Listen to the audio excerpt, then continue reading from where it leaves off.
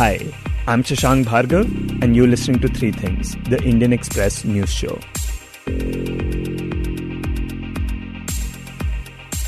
For more than a decade, the state of Punjab has grappled with a debilitating drug crisis, a problem that has destroyed thousands of lives and tightly gripped the youth of the state. So what happened is you had militancy, and actually once the militancy ended almost 3 decades back, and that is the time when police officers started talking of something called narco-terrorism. That's Manraj Grewal Sharma, the resident editor of Indian Express's Chandigarh newsroom. I remember that when we were very new to the profession, that is the time seniors would tell us that, the cops are talking about this thing called narco-terrorism because Punjab is situated on the drug trade, on the drug route, traditional drug route. It's called the Golden Crescent. For those not familiar with the term, the Golden Crescent is an area that cuts across Iran, Pakistan and Afghanistan and is known for the illicit production and trading of opium.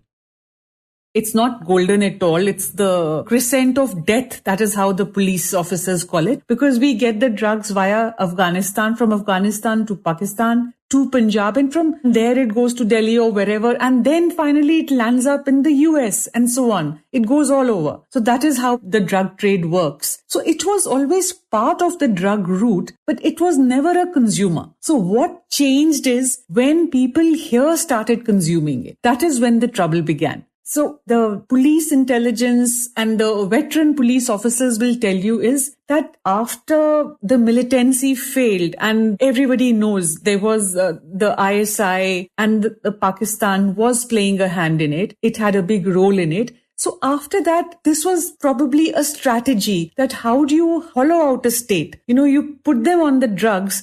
Then you don't need to worry. You don't need to ask them. You don't need to trigger those secessionists. You don't need to stoke militancy, etc. Because as it is, the people will be done with. And that's exactly what happened.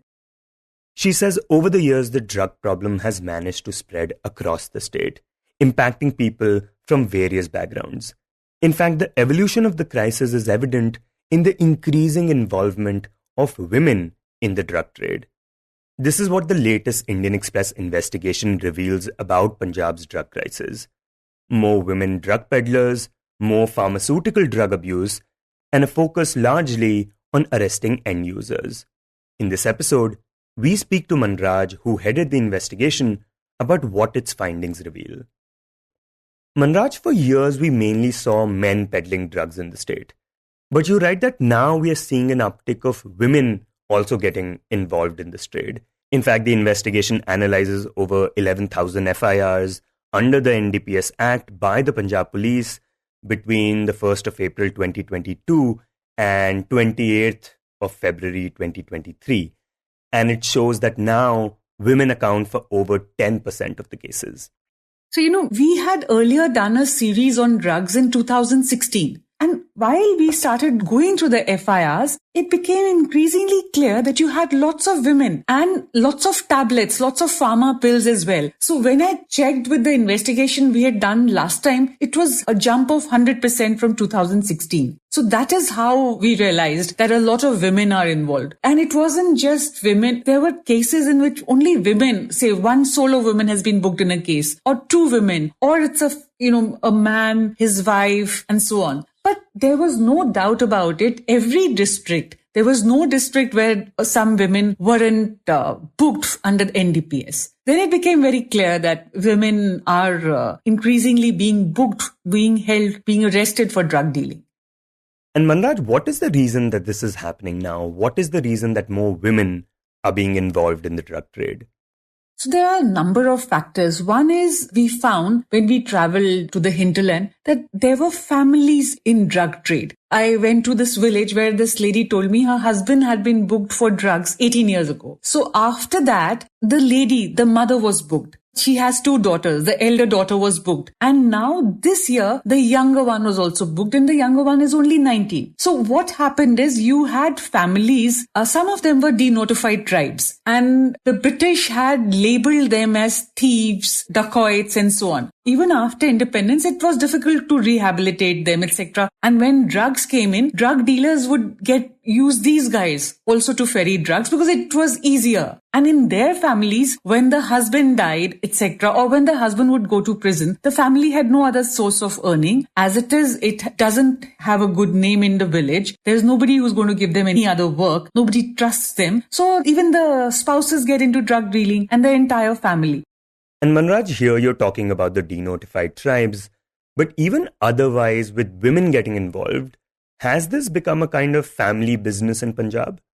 Yes, it's become a family business because there is no rehabilitation. So there could be focus on de-addiction. You have camps, you have hospitals which are dispensing buprenorphine. There is this pill that once you take it, you don't feel the urge to take drugs. This is for drug users. But there has to be a concerted attempt to get families out of drug addiction, to give them an alternative, which hasn't really happened because drugs have kind of swept the state. So it's a very vicious circle. So yeah, you're right. There are families which are involved. Then there are people who are into it, youngsters who get into it for easy money. Like there is this singer, a budding Punjabi singer in Khanna. She was arrested after one of her clients overdosed and died. So then they realized that this singer is supplying drugs. Then we were told by one of the doctors, Dr. Bhola, he's majorly into drug de-addiction. He's from Kapurthala. He said commercial sex workers also sometimes consume drugs themselves. And it's a network. So when the big suppliers, they stake out everyone who in some way is involved in some underground, underhand dealing. So commercial sex workers are also involved. And then drug suppliers feel that women are less likely to arouse suspicion. You know, most of them would use public transport to ferry drugs. So in case of a police crackdown, it's unlikely for a woman to be frisked as unlike a man. So these are various factors. And of course, the ones who are not in the family, but the solo players getting into drugs, some of them are also drug users. Some women drug users selling drugs to fund their habit, to fund their addiction.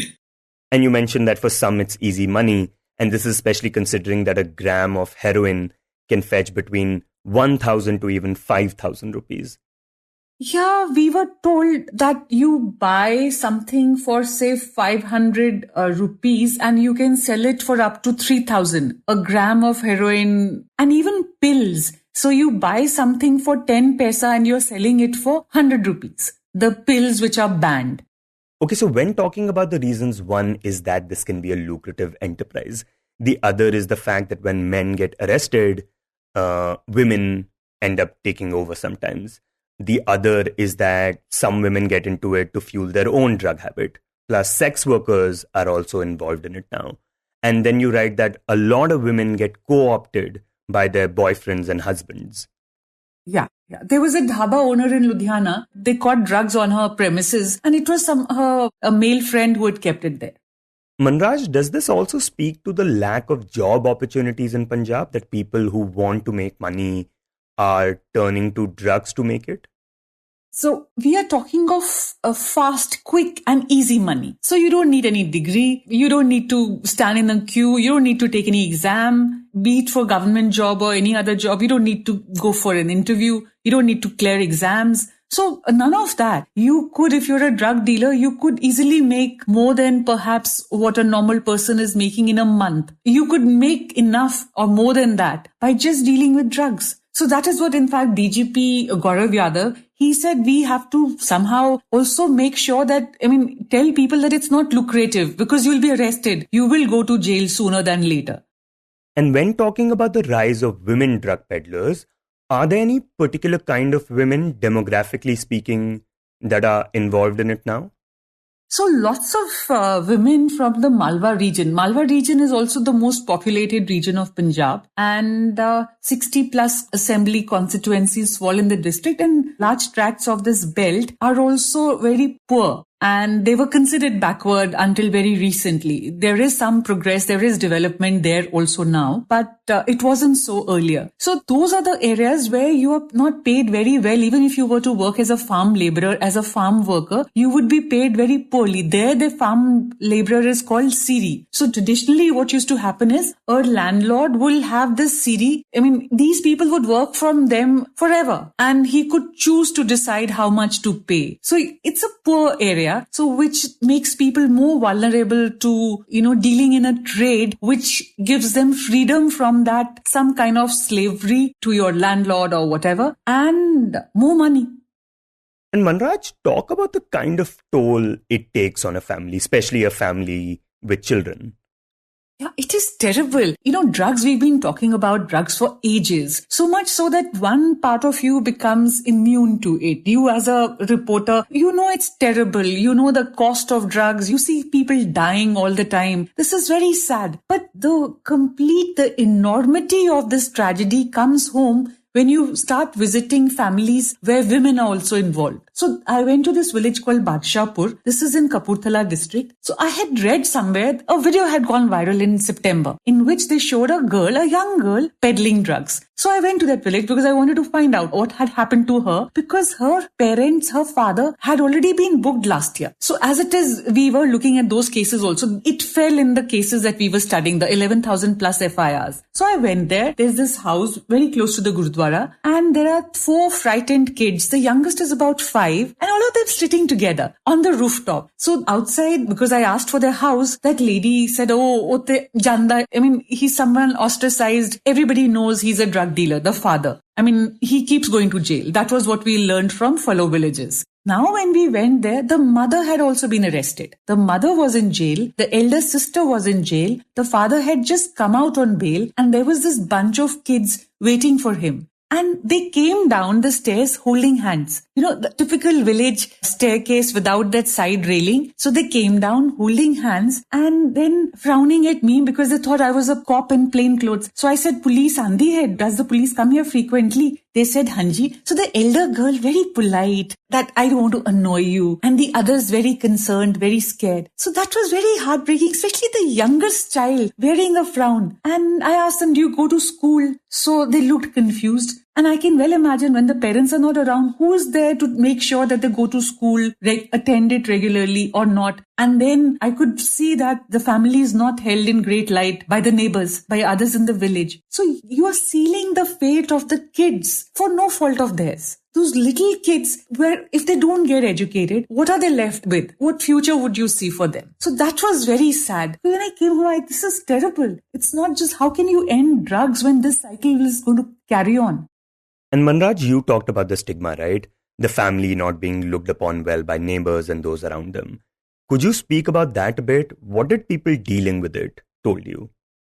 Yeah. So, if you went to villages, if you ask them for names, chances are that they wouldn't be able to tell you because you have other names. Now you have somebody called Satinder Kaur will be called Satto, because I would go armed with the FIRs and say, whatever. And that's Satinder Kaur, wife or whatever, can you tell me to where her house is? But if you mentioned NDPS cases, the drug dealing bit, they would. Also, they would lead you to the house, but they won't come in. And then there's one place, a Sarpanch, he told me, she's the kingpin and they are the blackie. He called them the blackie, matlab black ka kaam karte hain. And now they've even started migrating because for the fear of police crackdown here. And here the wives or the daughters or the sisters carry on the trade. But because I said, why don't you come with me or whatever? And there he started bad-mouthing the police. So there is that scare factor, and people generally don't want to have anything to do with them for a simple reason. They don't want their kids to fall prey to drugs. So you can understand, you can sympathize with their concern as well. They don't want the family to have anything to do with the family which is into peddling drugs because they don't want to destroy their own family. And there is stigma, and at some places there is fear as well. And Manraj, 7 years back, the Indian Express had done another investigation into this problem. And that had revealed that almost half of the FIRs in the NDPS cases had pretty much the same details. They had just copy-pasted them essentially. And you write that this practice still continues, right?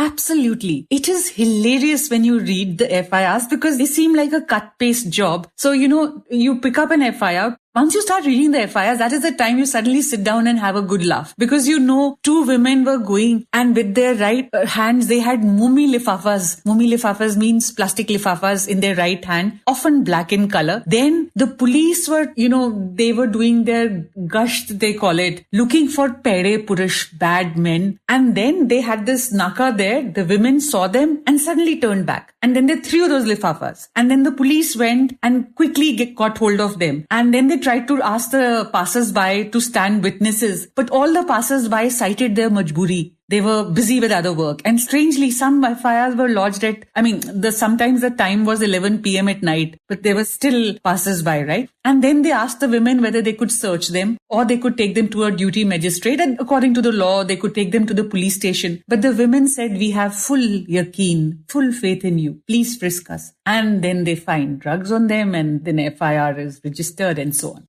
So this is your standard story that is repeated in a lot of FIRs.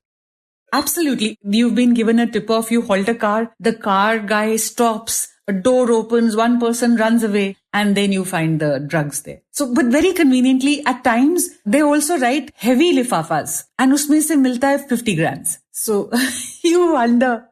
And so, Manraj, does that mean that we can't trust who the police are arresting in these cases, or just that the police are arresting people using improper means and are just making up these details?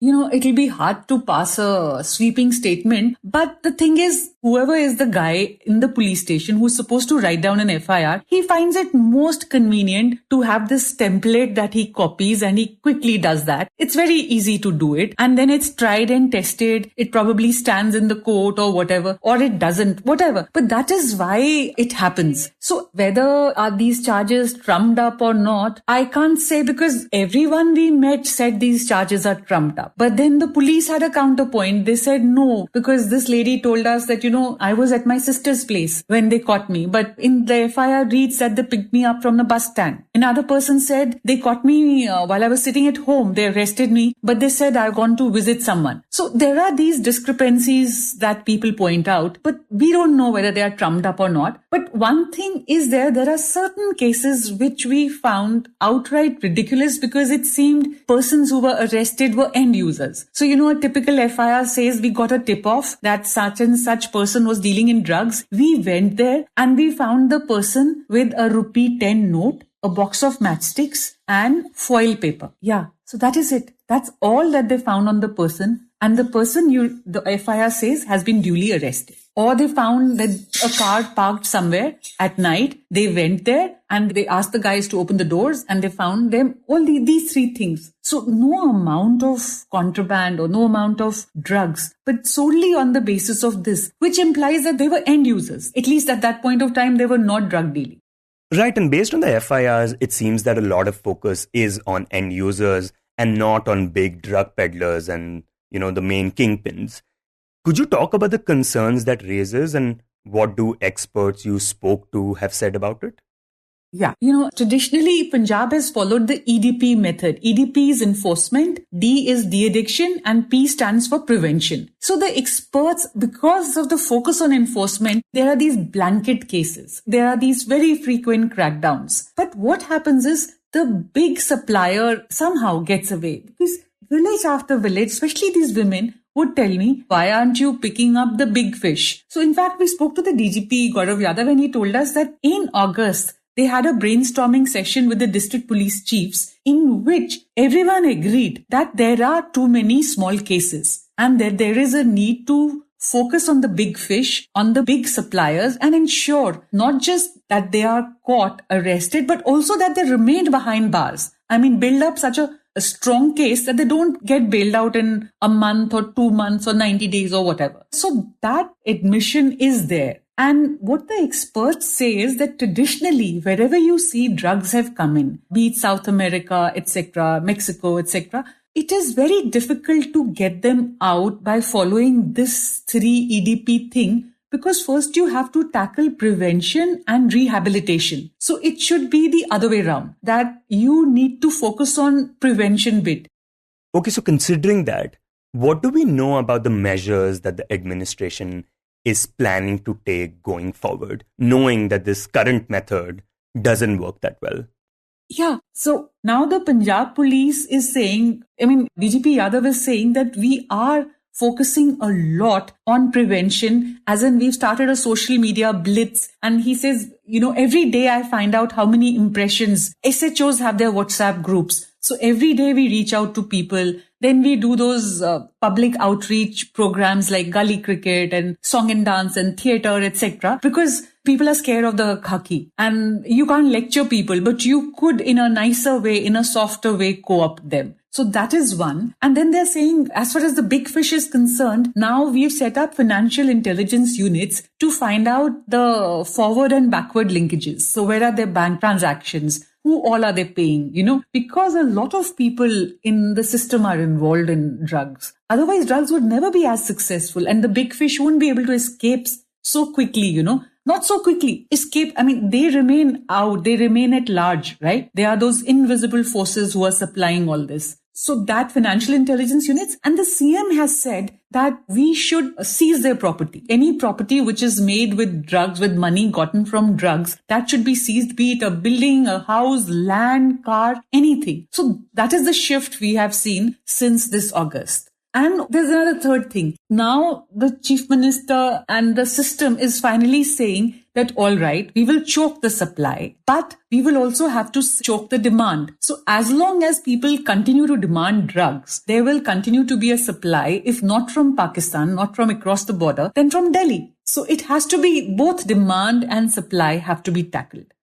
And Manraj, we know that drugs continue to come in from across the border. And although the administration has tried to stop drones from coming in, that hasn't exactly worked all that well.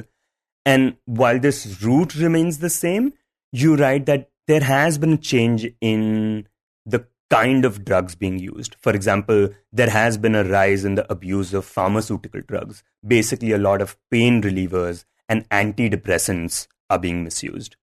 So 25% of the cases we studied out of these 11,000 plus FIRs, they pertain to pharmaceutical drugs, pills, and the FIRs call them nashili goliyan, those syrups, nashile powder, and so on. I spoke to a lot of chemists and the chemist association heads, etc. So they said many of them are pain relievers used by diabetics or cancer patients like tramadol, etc. So what happened is construction workers, etc. started using them because at the end of the day, very tired or whatever. And then the addicts got hold of them. So one, they are cheaper than your heroin, chitta as they call it. They are cheaper. They are easier to carry. You could carry a patta, you could carry a couple of tablets in your pocket and nobody, your own family wouldn't suspect you. No neighbors, no police. You can simply say, this is a pain reliever. Hey, I'm using it for myself. So that is one. So both the cost factor as well as the chances of being caught with it. And easier to consume, of course. You just pop in the pill. You don't need an injection. You don't need that silver foil or whatever. And we are very close to pharma belts like Baddi, Saharanpur. So while the border areas get their drug supply comes from there, but the areas, the districts which are landlocked, which are in the central Punjab, they are closer to these pharma hubs. Yeah, and it got to the point that districts have started banning medicines when they start getting misused, but then other alternatives come up. And the administration has also tried suspending the licenses of dubious chemists. Has that worked at all? So there are lots of chemists whose licenses have been cancelled. But then if, they don't have any scruples, they start selling in the name of some other person. So now, they're tightening the rules and they're saying only the licensee can sell and so on. But that rule applies only to people who started selling now. So the older licenses still hold. So there's a lot of grey area here. And so Manraj, talk about the plans going forward. What challenges lie ahead for the administration? So we are being told by both the government, by the Bhagwant Mann government, as well as the DGP, that this is going to stop. We are going to have zero tolerance policy towards anyone who has anything to do with the drug dealers. And we are going all out after the big guns because we are also going to look at their financial transactions. So we are going to find out eventually because the financial intelligence units will be able to track the money trail. Right now, they were not doing it. It was a very basic operation. You find a drug dealer, you catch hold of him, you put them in the jail. And now they're also saying we are going to make sure that they stay in jail, that the cases don't fall flat when they go to the court. So that is one. And on the second hand, when it comes to the demand, so somehow Malwa of late has also started seeing these committees. So villages, the neighborhood vigils, essentially a village gets together and decides that I'm going to get rid of Nasha in my village. So we will keep a vigil on the village border day and night. Anytime we see someone suspicious, we will frisk him. So that has started happening. Some villages have taken it upon themselves, and CM Bhagwant Mann is saying it is good. We must as a community say no to the drugs, because unless we stop asking for them, the supply will carry on. So on the face of it sounds good. How successful it will be, only time will tell. Okay, so zero tolerance for dealers, a focus on prevention, and support for those dealing with addiction. But Manraj, finally, could you talk about what has sort of stayed with you the most while reporting on this story?